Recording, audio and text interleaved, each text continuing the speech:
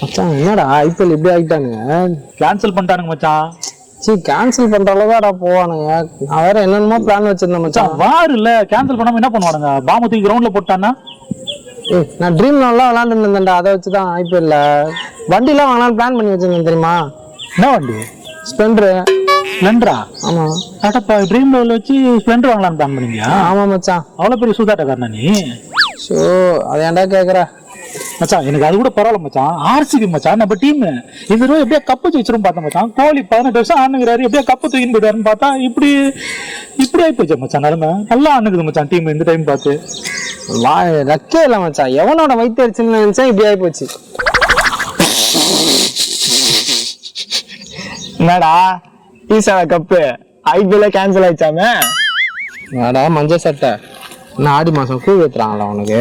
டேய் பாத்தீங்களா, நாங்க பிளே ஆஃப் வரலன்னா ஐபிஎல்லே நடக்காது. பாத்தீங்களா இல்லையா மச்சான்? இவனோட வயிற்று வச்சல் தான் மச்சான். வேணா பூச்சவங்கடா இவனுங்க. இவனுக்கு தான் ஏதோ பண்ணி வாரகில ஏதோ பண்ணி நிப்பாட்டிருக்கானுங்க.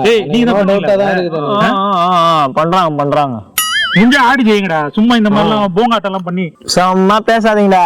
5 கப்பு வச்சுக்கிறோம் பாத்துல. ஒரு கப்பு தான் உங்ககிட்ட.